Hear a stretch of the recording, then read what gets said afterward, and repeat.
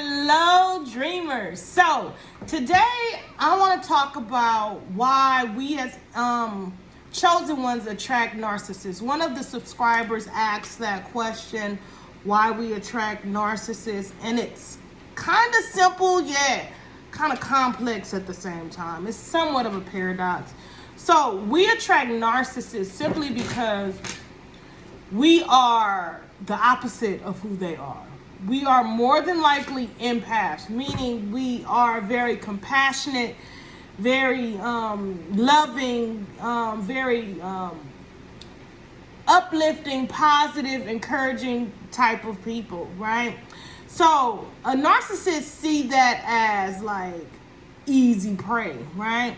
But it gets deeper than just, the narcissist seeing us as being naive or being an easy supply because we're loving and compassionate, because we're like happy-go-lucky and we're good people. So it seems like we're easily able to be taken advantage of, which is not true at all. We're not easily able to be taken advantage of, unfortunately. We're very strong, very intelligent people, chosen ones, but for some reason they think that we're easy prey.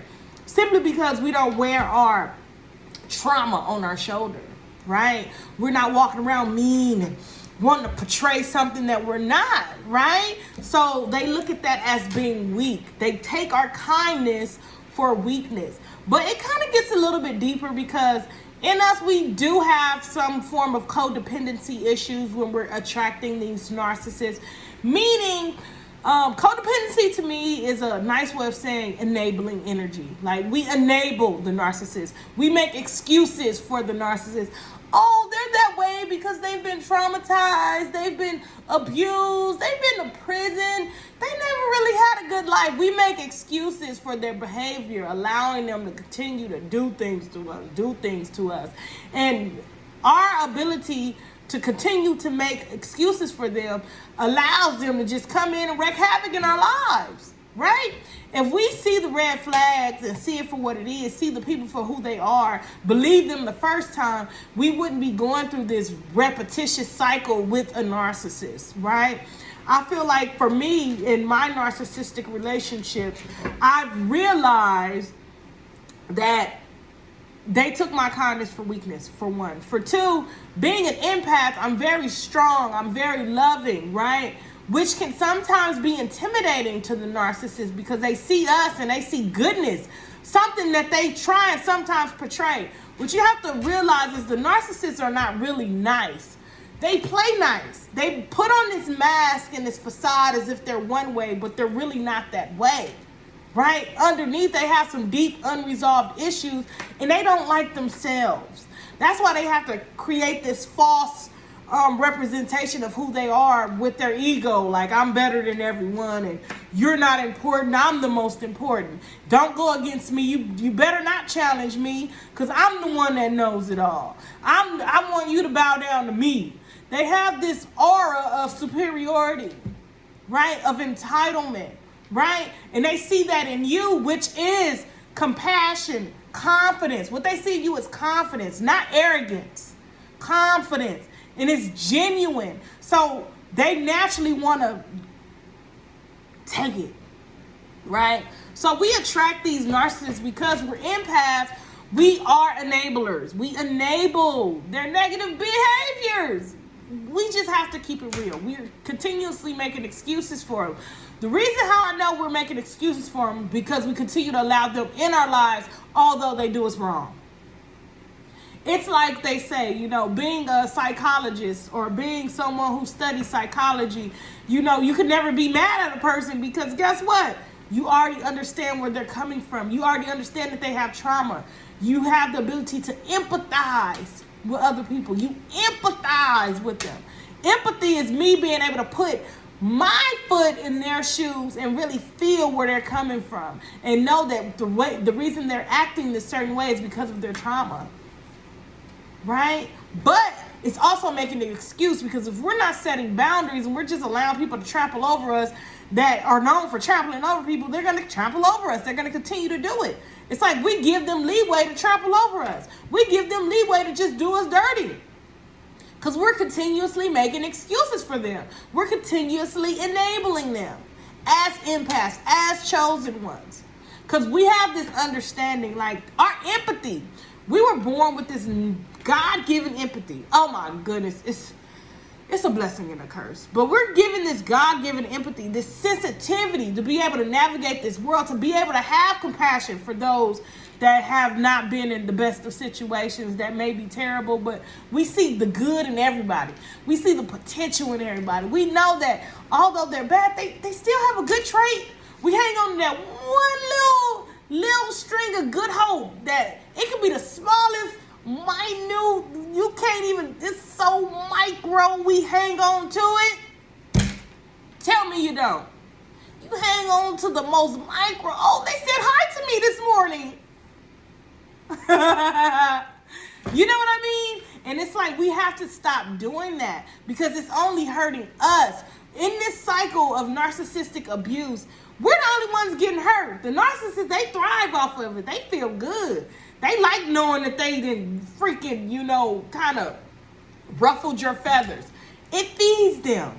That's their supply, knowing that they're getting to you.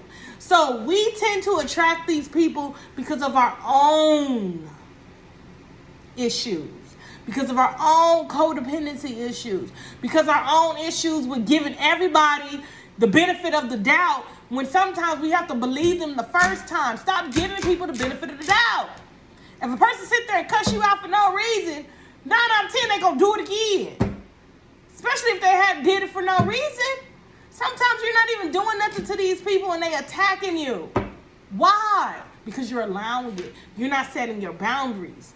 For one, if you're setting your boundaries, they're not even getting that close to you to where they can come and even inflict any type of injury on you. Right? That's why super empaths have the ability to discard the narcissist. Like literally, super empaths are people that are evolved into their empathism. They understand their gift. They work with their gift. They understand I'm going to believe them the first time. I'm not going to allow my empathy, or just because I have empathy, it's not going to make me just keep forgiving you because I know that you've been through trauma. No, because I'm going to hold you accountable. A super empath holds people accountable. Right? A not super empath, just a regular empath who hasn't evolved into their gifts and understand like who they are as a person and work through their own unresolved trauma, they're going to just be a target all the time. People are just going to be at you, until you work on your own unresolved trauma and you realize, no, I'm worthy of good relationships. I'm worthy of people who's going to respect me. I'm worthy of people who's going to be by my side, who's going to treat me right. Right? The super empath has that ability. They set those boundaries. They see like, oh, you want to act like that? I'm going to hold you accountable because it's unacceptable. You're a grown person. You need to do what you need to do to get over your trauma. You need to go see a therapist. You need to go talk to somebody, a life coach, something. You need to go on a spiritual retreat, figure out what's going on with you. You need to forgive some people, let some stuff go. But you're not going to portray that on me. You're not going to project all those emotions on me.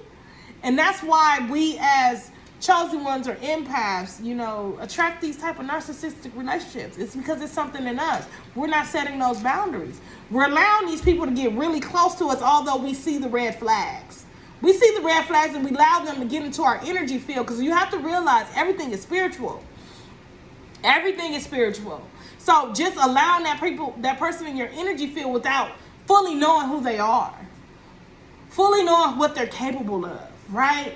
You have to understand, you got to get to know people. You can't just let everybody into your energy field.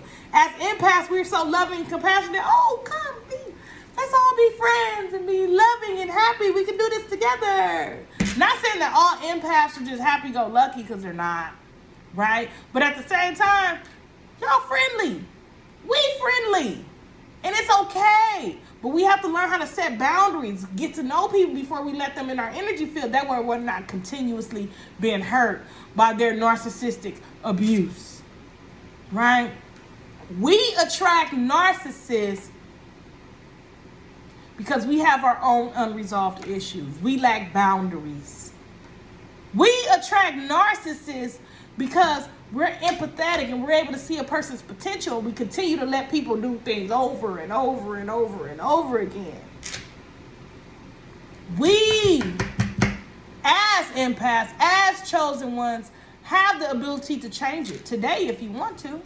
How can you change it? Start setting your boundaries. Start believing people the first time they show you something.